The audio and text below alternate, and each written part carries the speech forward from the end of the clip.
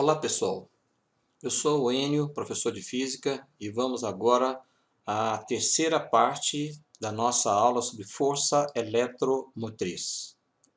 Apenas para fazer uma revisão com vocês, vamos lembrar que nós, ao estudarmos mais aprofundadamente as baterias, nós percebemos que o valor do número de volts que vem escrito na bateria é a chamada força eletromotriz da bateria.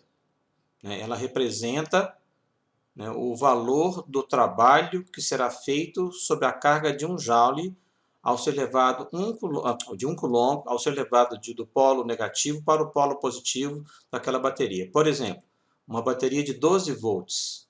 12 volts quer dizer 12 joules por coulomb. Então, 1 coulomb de carga ao ser levado dentro da bateria do polo negativo ao polo positivo, ele teoricamente vai ganhar 12 joules de energia. Porém, essa bateria de 12 volts de força eletromotriz não consegue liberar 12 volts para o circuito. Conforme nós vimos, quando uma bateria está em pleno funcionamento, essa bateria ela se aquece.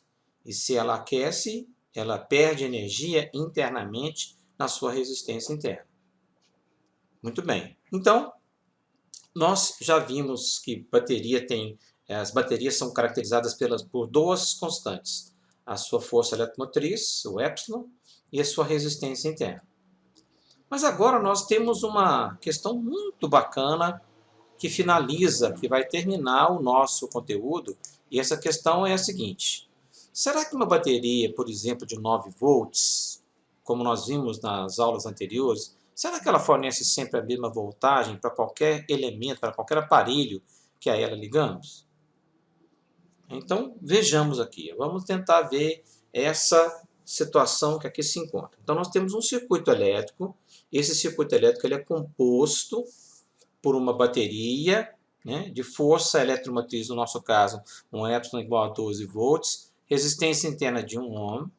Existe um voltímetro ligado nos terminais dessa bateria. Temos aqui um resistor variável, um resistor que vai ser ligado a essa bateria. E esse resistor, a cada momento, eu vou trocar o valor dele. Ligado a esse resistor, também existe um amperímetro para ler a corrente do circuito. E, inicialmente, a chave desse circuito está aberta, portanto, não tem corrente alguma nesse meu circuito. Nós vamos nos lembrar aqui que eu vou agora ligar nesse circuito, cada hora, um resistor de resistência diferente. Então, inicialmente, o circuito vai estar aberto, quer dizer, é como se a resistência desse resistor fosse infinita, um circuito aberto, que aqui dentro, então, tem ar. O ar aqui é que interliga esses dois contatos, ele é um isolante, portanto, é como se ele tivesse uma resistência infinita. Quando eu fechar o circuito, eu vou colocar aqui um resistor aqui, chamado RV, de 59 ohms, depois eu vou trocá-lo por um outro resistor de 11 ohms, depois eu vou trocá-lo por outro de 9 ohms, 5 ohms, 3, 2, 1 e assim por diante. Então, a cada momento, eu vou trocar o valor da resistência variável RV. E nós vamos analisar duas coisas: qual é o valor da corrente que está passando pelo circuito e qual que é o valor da voltagem que essa bateria entrega para o circuito para cada um desses resistores que serão ligados. Neste problema, nós temos que nos lembrar que a corrente elétrica que vai passar por esse circuito, ela pode ser facilmente calculada pela chamada equação da corrente do circuito. Corrente é igual a força eletromotriz sobre a resistência externa somada com a resistência interna, porque os dois resistores estão em série. Como também a voltagem nos extremos da bateria é a força eletromotriz menos a resistência interna vezes a corrente. Esse termo RI aqui corresponde à queda de tensão dentro da resistência interna da bateria, do resistor interno da bateria. Muito bem. Então, nós vamos começar com a seguinte situação. Primeiro, o circuito estando aberto, como nessa situação, vai ter corrente por ele? É lógico que não. Então, não vai ter corrente. E se não tem corrente, se o I é igual a zero, nesse termo, se esse termo aqui, se o I é igual a zero, 0 vezes R dá zero, então a voltagem da bateria será igual à sua força eletromotriz, será então, portanto, 12 volts. Então, o primeiro ponto que nós temos, o primeiro par de valores de corrente e de voltagem se não tem corrente no circuito, corrente zero, então a bateria né, ela, teoricamente, o nosso voltímetro vai ler nos extremos da bateria uma voltagem correspondente à sua força eletromotriz, que é de 12 volts. Muito bem, agora vamos tentar pegar o próximo caso. Está vendo aqui, agora eu liguei, né, eu fechei a chave, e agora? Agora eu vou ligar em um resistor aqui que tem valor de 59 ohms. Então pensa comigo, ó, esse Epson vale 12. O R grande vale 59. O R pequeno vale 1. Então 12 dividido por 59 mais 1 é 12 dividido por 60. 12 por 60, o que vai acontecer? Nós teremos uma corrente de 0,2 amperes. Né? Muito bem. E agora? E qual vai ser a voltagem na bateria? Eu vou ter então 12 volts menos a resistência interna, que é 1, vezes 0,2. Ora, 12 menos 0,2 eu vou achar, portanto, 11,8. Depois, vou trocar agora esse resistor. Vou passar para um resistor de 11 ohms. Então vai ficar 12 sobre 11 mais 1. 12 sobre 11 mais 1 é 12 sobre 12, que vai dar uma corrente de 1 ampere. A voltagem, 12 menos 1 vezes 1 é 12 menos 1, que vai dar 11 volts. E assim por diante. Agora eu vou trocar o resistor. Esse resistor RV vai valer 9 ohms. Valendo 9 ohms, 9 mais 1, 10. 12 por 10, 1,2. Voltagem na bateria, 12 menos 1 vezes 1,2 vai me dar, portanto, 10,8 volts. Agora essa resistência vai valer 5 ohms. Então, 5 somado com 6. 12 por 6 dá 2 amperes.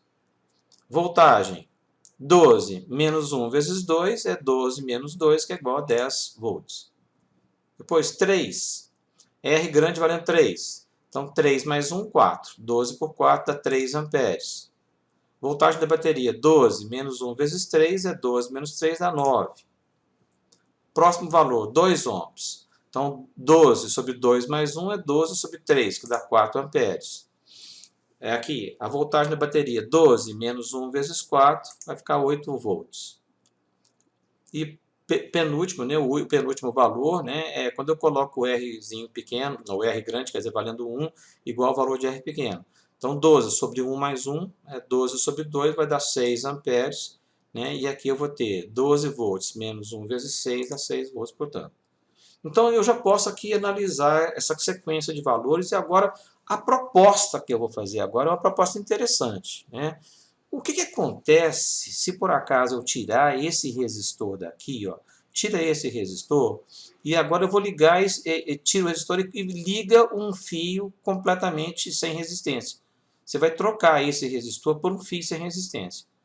Aí você vai dizer, ô professor, mas se isso acontecer, eu vou estar ligando o polo positivo ao polo negativo por um fio. É isso mesmo. Mas isso é provocar curto-circuito. Isso mesmo. Então, tá. Então, na próxima situação, é provocar um curto-circuito.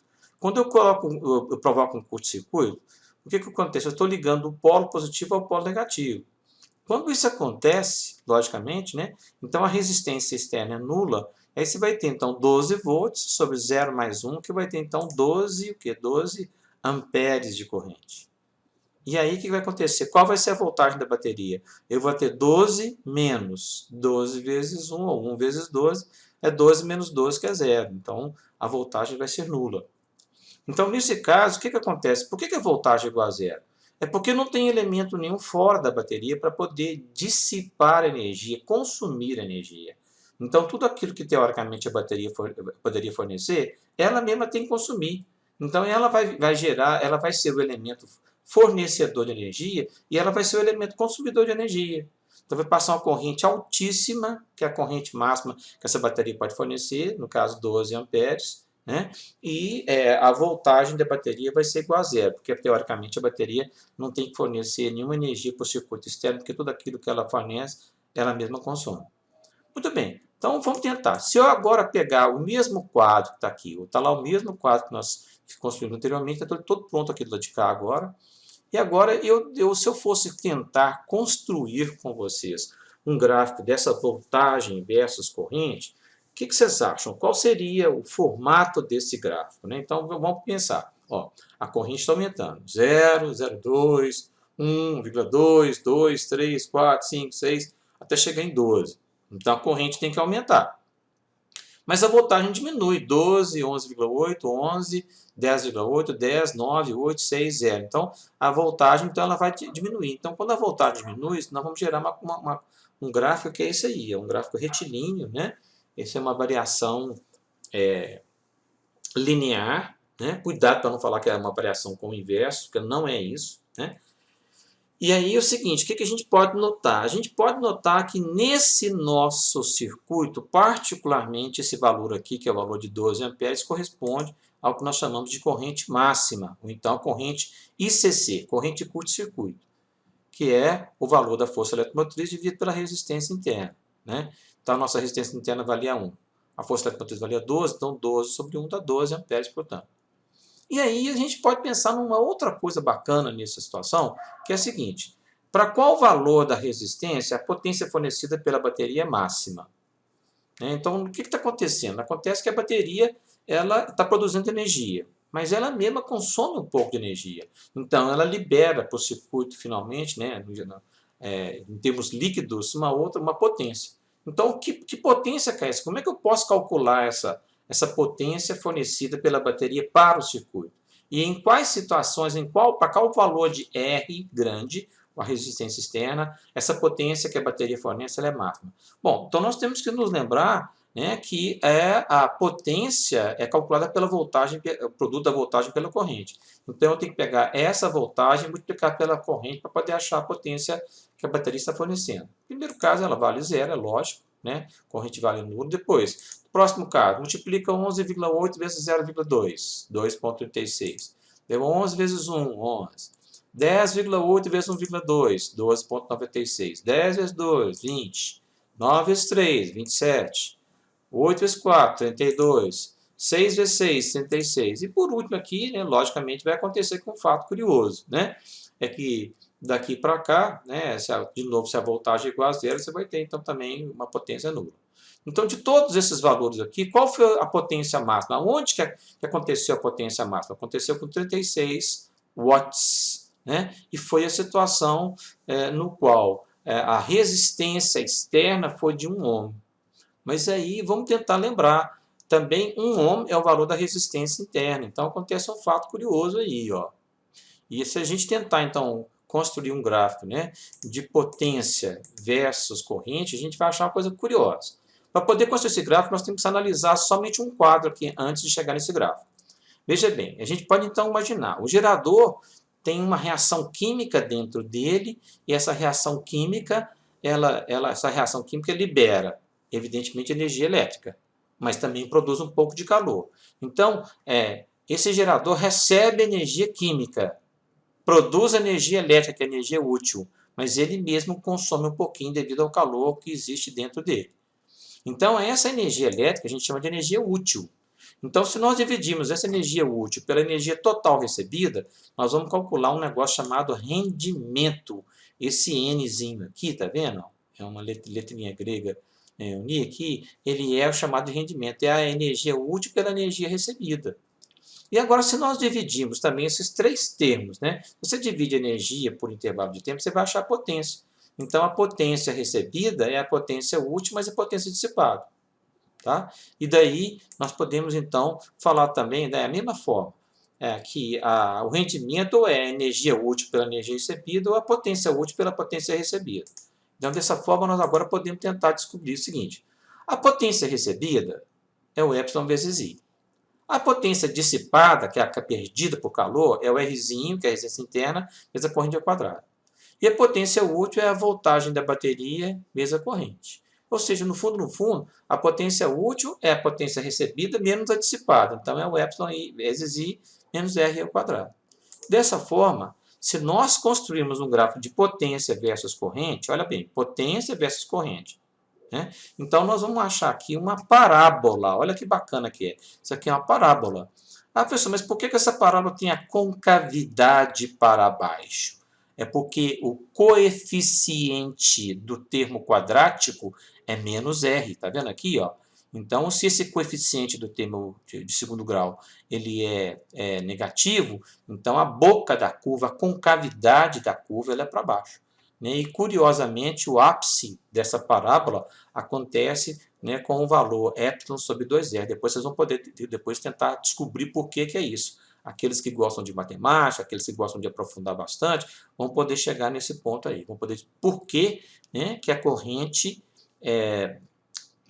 quando acontece a potência máxima, ela tem que valer epsilon sobre 2r. Né? No fundo, eu acabei de falar para vocês. A potência ela é máxima quando a resistência externa é de igual valor da resistência interna. O Rzão tem que ser igual ao Rzinho. Depois vocês vão discutir isso aí, vão tentar descobrir por que é essa questão. Se não conseguirem, poderão me procurar que eu vou poder provar para vocês. Ok? Então, a potência útil será máxima quando o R externo for chamado de R interno. Isso nos cursos superiores a gente chama isso de casamento de impedância. Um negócio muito bacana que acontece no curso superior. É isso aí, pessoal. Agora, a segunda parte desse trabalho, desse estudo, é fazer os exercícios. E depois a gente vai, então, certificar se vocês realmente aprenderam.